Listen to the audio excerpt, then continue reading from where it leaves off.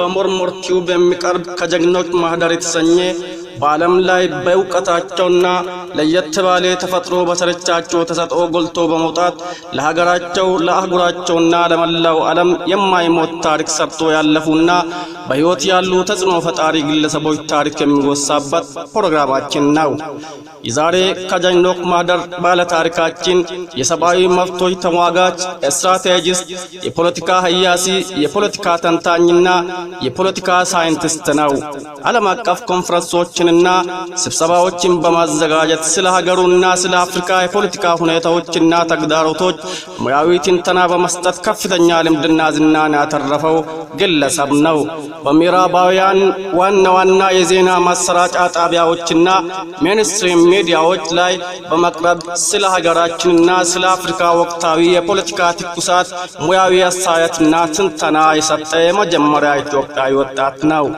የ160 ሀገራትን ፖለቲካ፣ የሀገር ግንባታ ታሪክና የአብዮት ንቅናቄያቸውን አብጠርጥሮ ያጠናና ከ50 ለማያንሱ ሀገራት ስትራቴጂ ሲነድፍ የነበረ አስደናቂ ክህሎት ያለው ባለምጡቅ አእምሮ የፖለቲካ አክቲቪስትና ዓለም አቀፍ ምሁር ነው። ዓለም አቀፍ የኦሮሞ ወጣቶች ማህበር መስራች፣ የኦሮሞ ፈርስት ኮሚኒቲ ዓለም አቀፍ ንቅናቄ ቀማሪ፣ የኦሮሚያ ሚዲያ ኔትወርክ መስራች እና ስራ አስፈጻሚ የነበረ የቄሮ ትግል መሪና አደራጅ ነው።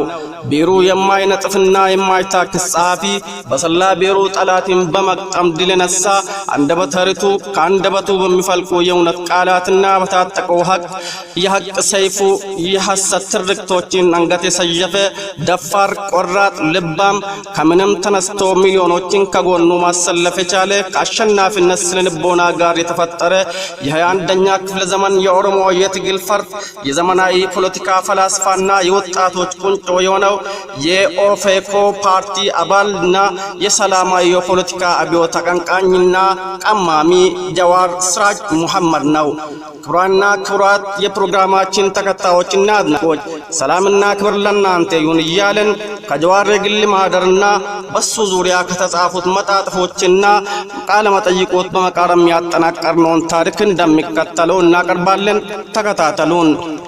ጀዋር መሐመድ ተጽዕኖ ፈጣሪው አክቲቪስት፣ ኃይለኛ ሁለገብና የብዙሃኑ ኦሮሞ ወጣቶች አወዛጋቢ ፖለቲካ አዲስ ገጽታና ውጤት እንዲሁም የዘመናት ጭቆናና ሮሮ ያፈራው የኦሮሞ ወጣቶች ፊት አውራሪ ሰላማዊ የሆነን የትግል ስልት በመንደፍ የህዝብን አሸናፊነት የአምባገነኑን መንግስት መንኮታኮትና ውድቀትን ያፋጠነው ጀዋር መሐመድ በኢትዮጵያ ውስጥ ለተፈጠረው አንጻራዊ ለውጥና የዲሞክራሲ ጭላንጭል ምክንያት የሆነ ወጣት ነው።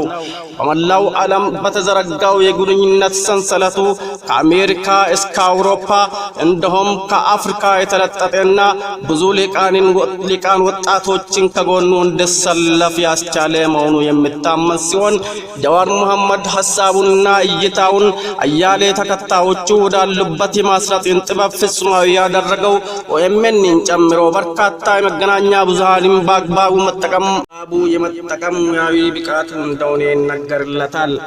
ጀዋር መሐመድ በዓለም አቀፍ ደረጃ ያለውን የኦሮሞ ማህበረሰብ በመረጃ ለማገናኘትና ለማንቃት የተጠቀመበት ኦኤምኤን በአሁኑ ሰዓት የመንግስት ቲቪ መመልከት ለማይፈልጉ የመረጃ ፈላጊዎች ዋነኛና ቋሚ የመረጃ ምንጭ ለመሆን በቅቷል። ከዚህም በተጨማሪ ከ1.8 ሚሊዮን ተከታዮች ባለው የፌስቡክ ገጹ በአግባቡ መጠቀም መቻልና ሌሎች የማህበራዊ ሚዲያዎችን መቆጣጠርና ከበርካታ ደጋፊዎቹ ጋር መረጃ ለመለዋወጥ በግብአትነት መጠቀም መቻሉ ጀዋርን በዘመናዊ የኢትዮጵያ ፖለቲካ ውስጥ የአስፈላጊና የተጽዕኖ ፈጣሪ መሪነትን ቦታ በቋሚነት እንዲቆጣጠር ረድቶታል። የጀዋር መሐመድ የትውልድ ቦታ ግንቦት 12 1986 እንደ አውሮፓ አቆጣጠር በኦሮሚያ ብሔራዊ ክልላዊ መንግስት አርሲ ዞን በሐረርጌ ዞንና በአርሲ ዞን አዋሳኝ ድንበር ላይ በምትገኘው ድሙጋ የምትባል ትንሽዬ የገጠር ከተማ ተወለደ። ወላጅ አባቱ የእስልምና እምነት ተከታይ ከሆነው የአርሲ ኦሮሞ ቤተሰብ የተወለደ ሲሆን እናቱ ደግሞ የኦርቶዶክስ እምነት ተከታይ ከሆኑት ቤተሰብ የተገኘች የቱለማ ኦሮሞ ተወላጅ ነበረች። በዘመኑ የሁለቱ የተለያየ እምነት ተከታይ የሆኑ ጥንዶች በጋብቻ መጣመር አብዛኛው ነዋሪዎቿ ማለትም 90% የእስልምና ሃይማኖት ተከታዮች በሆኑባት ልሙጋ ከተማ ውስጥ ያልተለመደ ወይም እንግዳ ሆኖ ከማነጋገሩም በላይ ሲወርድ የመጣውን ከራስ ሃይማኖት ውጭ አለማግባትን ባህል የጣሰ ነበር። ይህ አጋጣሚ ጀዋሪም በሕፃንነቱ ህብረተሰቡ በሌሎች ማህበራዊ ህይወትና በቤተሰብ ላይ ያለውን አሉታዊና አዎንታዊ ተጽዕኖ እንዲገነዘብ አድርጎታል። የሆነ ሆነው ሁለቱ ጥንዶች ማለትም የጀዋር ወላጆች መታሰብ ያለበት ሰላማዊ ትዳር መመስረት ችሏል። ይህም ጀዋር ለሃይማኖታዊ መቻቻል ያለውን እምነት የጸና አድርጎታል። በድሙጋ የነበረው የጀዋር ልጅነት የአካባቢ ወጣቶች አማካይ እድገት ነበር ማለት ይቻላል። እንደ ማንኛውም የአካባቢው ወጣት ልጆች እሱም ብዙ ጊዜውን ያሳልፍ የነበረው ከታላላቆቹና የእድሜ ባለጸጋዎች ጋር ነበር። ይህም ልጆች ዕውቀትንና ጥበብን እንዲቀስሙ ተብሎ በወላጆች የሚመከሩበት ሁኔታ ነው። ከዚህ የልጆችና የትልቅ ሰዎች የግንኙነት ልምዱም ጀዋር መሐመድ ታሪክን፣ ሕግንና ፖለቲካን ከአያቶቹና ከጓደኞቻቸው መማር መቻሉን ይናገራል። በዚህም መሰረት ጀዋር በአባቱ ትውልድና በአያቶቹ ትውልድ መካከል ያለውን ልዩነት ለማነጻጸር የቻለ ሲሆን ከአባቱ ትውልድ የተሻለ የአያቶቹ ቀዳሜ ትውልድ ለወጣቶች ግልጽና ነጻ ተግባቦት ያላቸው መሆኑን ተገንዝቧል። ሆኖም ጀዋር መሐመድ የ60ዎቹንና የ70ዎቹን ትውልድ ላፈራው ማህበረሰብ ታላቅ አድናቆትና አክብሮት እንዳለው ይናገራል።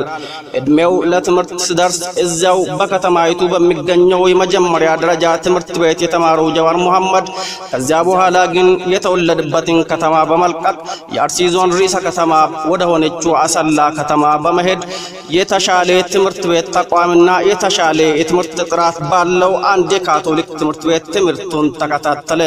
ከዚያም በመልቀቅ ወደ ጭላሎ ተራራ ሁለተኛ ደረጃ ትምህርት ቤት በመዛወር ትምህርቱን ከተከታተለ በኋላ አሁንም አዲሱ መኖሪያው ወደ ሆነችው የኢትዮጵያ ሁለተኛ ትልቋ ከተማና የያኔዋ የኦሮሚያ ብሔራዊ ክልላዊ መንግስት መቀመጫ አዳማ ከተማ አመራ።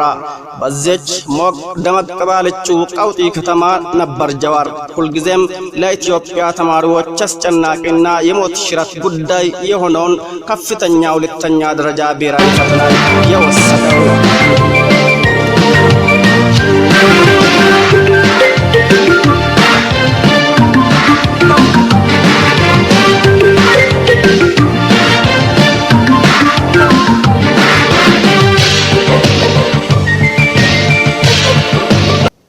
ይህ በሞርሞር ቲዩብ የሚቀርብ ከጀግኖች ማህደር የተሰኘ በዓለም ላይ በእውቀታቸውና ለየት ባለ ተፈጥሮ በሰረቻቸው ተሰጥኦ ጎልቶ በመውጣት ለሀገራቸው ለአህጉራቸውና ለመላው ዓለም የማይሞት ታሪክ ሰርቶ ያለፉና በሕይወት ያሉ ተጽዕኖ ፈጣሪ ግለሰቦች ታሪክ የሚወሳበት ፕሮግራማችን ነው።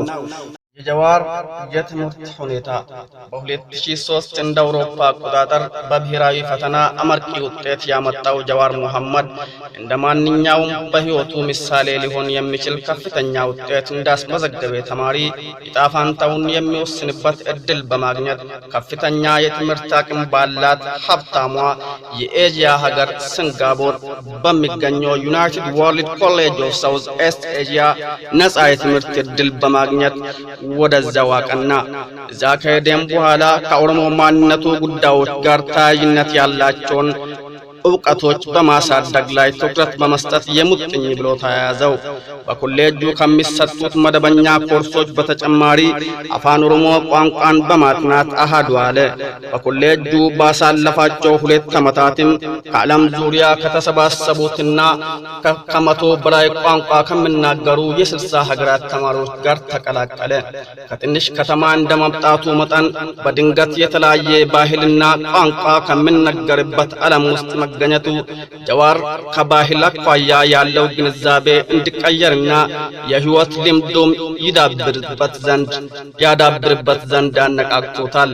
ጀዋር ወዲያው ከነበረበት ከባቢ ጋር ውህደት በመፍጠር ረገድ ያለውን ተግዳሮት በመስበር ራሱን በእውቀት ለማደራጀት ጉዞን ቀጠለ። ለትምህርት ቤት ስራው ከፍተኛ ትኩረት በመስጠት በርትቶ ማጥናቱን ቀጠለ።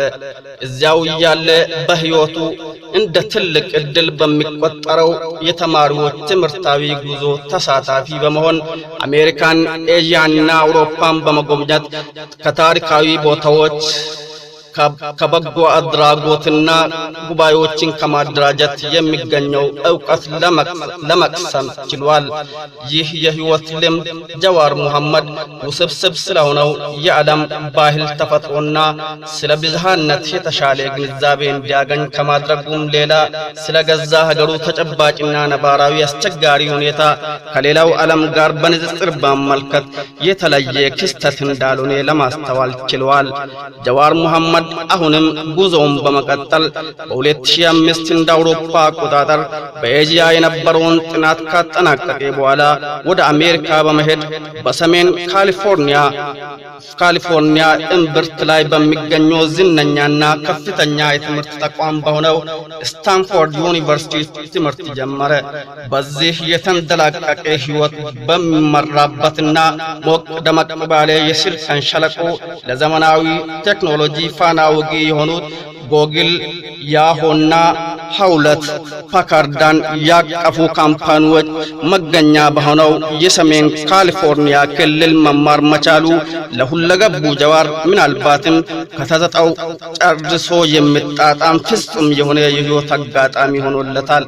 ቴክኖሎጂ መኖሪያ ከሆነችው አካባቢ ጋር የነበረው ቁርኝት በማህበራዊ የግንኙነት መረብና በሌሎች የመገናኛ ፕላትፎርሞች ብቁ ሙያተኛ ወደ መሆን አድርሶታል። በ2009 እንደ አውሮፓ አቆጣጠር ጀዋርን ካጋጠሙት ሁለት መልካም እድሎች አንደኛው የህይወት አጋሩ ከሆነችው አርፋሴ ገመዳ ጋር በጋብቻ መጣመር ሲሆን ይህም ለሱ ከፍተኛ የመስራት አቅም ላይ እንዲደርስ አስተዋጽኦ ነበረው። ሁለተኛ መልካም እድልና ስኬቱ ደግሞ በፖለቲካ ሳይንስ የመጀመሪያ ዲግሪ ማግኘቱ ነበር። ጀዋር መሐመድ የስታንፎርድ ዩኒቨርሲቲ ጥናቱን ካጠናቀቀ በኋላ የሀገሪቷ ርዕሰ መዲና ወደ ሆነችው ዋሽንግተን ዲሲ አቀና።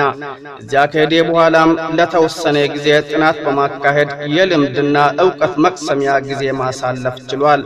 ይህም ሁልጊዜም በቅልጥፍና የሚታወቀው የወጣት ህልመኛ ለድህረ ምረቃ ትምህርት ወደ ትምህርት ዓለም ለመመለስ ከመወሰኑ በፊት በግሉ ሪሰርች ወይም ጥናታዊ ጽሑፎችን ሲሰራ ቆይቷል።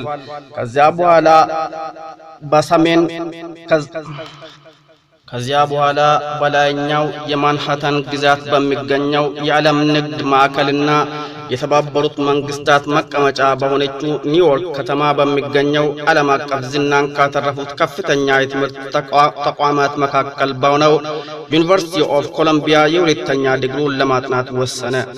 እዚያ በነበረው ቆይታ ሰፊ ጥናት በማድረግና በመጻፍ አሳልፈው በፊት በነበረው ዕውቀት ላይ ተጨማሪ የፍልስፍናና የቲዎሪ ዕውቀቶችን ከዚህ ለአጥኚዎችና ለጻፊዎች ተመራጭ ከሆነው የኮሎምቢያ ዩኒቨርሲቲ በማግኘት በ2012 ሁለተኛ ዲግሪውን አጠናቀቀ። ጀዋር መሐመድ እንደ ወጣት አክቲቪስት ይህ ንግግር አዋቂ፣ ኦራተር፣ አንደበተ ርቱዕ፣ ስትራቴጂስት፣ የፖለቲካ ሳይንቲስትና የፖለቲካ ተንታኝ የሆነ ለጋ ወጣት በምስራቅ አፍሪካና በኢትዮጵያ ፖለቲካ ውስጥ ድንገተኛ ክስተት ነበር ለማለት ያስደፍራል። አስቀድመው በውጭው ዓለም በፖለቲካ ተንታኝነት ሙያው በፍጥነት ሊታወቅ የቻለ ቢሆንም ይበልጥ ግን ዝናው በዓለም ይናኝ ዘንድ ከፍተኛ ሚና የተጫወተው በአረብ ሀገራት ውስጥ ይካሄድ የነበረው የነበረውን ህዝባዊ ተቃውሞ ያየበት መነጽርና የፖለቲካ ትንታኔ ሲሆን በተለይም የቱኒዚያውን ሀገራዊ የለውጥ እንቅስቃሴ ስኬትና የግብፁን የለውጥ እንቅስቃሴ ውድቀት በማነጻጸር በጻፋቸው መጣጥፎች ጥቂት የማይባሉ ኢትዮጵያውያን ይህ ወጣት ታምረኛና ድንቅ ኢትዮጵያዊ ብለው በማንቆለጳጰስ ከፍተኛ አድናቆት ሊቸሩት ችሎ ነበር። ነገር ግን በአጠቃላይ በኢትዮጵያ የፖለቲካና በተለይ ደግሞ በኦሮሞ ፖለቲካ ላይ ያለውን አስተሳሰብና ፖለቲካዊ እይታ ለማስተዋወቅ ከኦሮሞ ነጻነት ግንባር በተቃራኒ ጽንፍ ሆኖ አመራራዊና ድርጅታዊ ውድቀታቸውን የሚያትቱ አወያይ መጣጥፎችን ጽፎ መልቀቅ ነበረበት። Failure to deliver the journey of the Oromo Liberation Front in the last 2 decades በመሳሰሉት መጣጥፎች አማካኝነት ጀዋር መሐመድ ስለ ኦሮሞ የፖለቲካ ሁኔታ ያለውን ግንዛቤ በደንብ ማብራራት ችሎ ነበር። ራሱን እንደ ፖለቲካ አክቲቪስት ያቀረበበት ሰዓት ከኦነግ መበታተንና ከአብዛኛው የኦሮሞ ህዝብ ግራ መጋባት አኳያ ቁልጭ ያለ አመራራዊ ክፍተት ከታየበት ጊዜ ጋር የተገጣጠመ ነበር። እነሆ እሱ ማለት ሐሳቡን ብዙሃኑ ህዝብ ሊረዳውና ሊመዝነው በሚችለው አኳን ለማበጀት በቂ ዕውቀትና የአእምሮ ቅልጥፍና የነበረው ወጣት አክቲቪስት ነበር።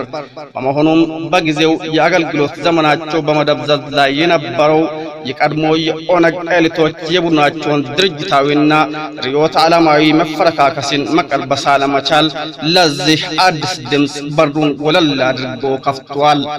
በኦነግና በኢህአዴግ ድርጅቶች ላይ በመጣጥፎቹ አማካኝነት የሚሰነዝራቸው የጥቃት ዘመቻ ራሱንና ዓላማውን ገና እየተቀጣጠለ ላለው የኦሮሞ ትኩስ የፖለቲካ አመጽ ማስታወቂያ ብቸኛ ዘዴ አልነበረም።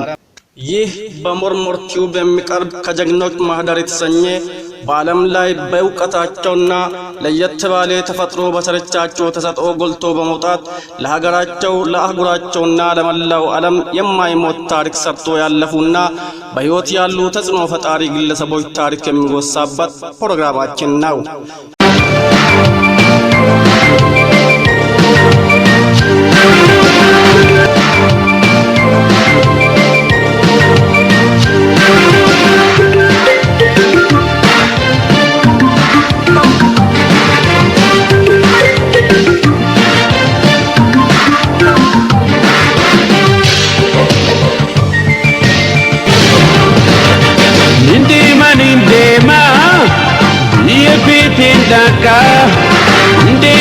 Ndema yepitindaka garabete kaha lagabete teha debiye arguda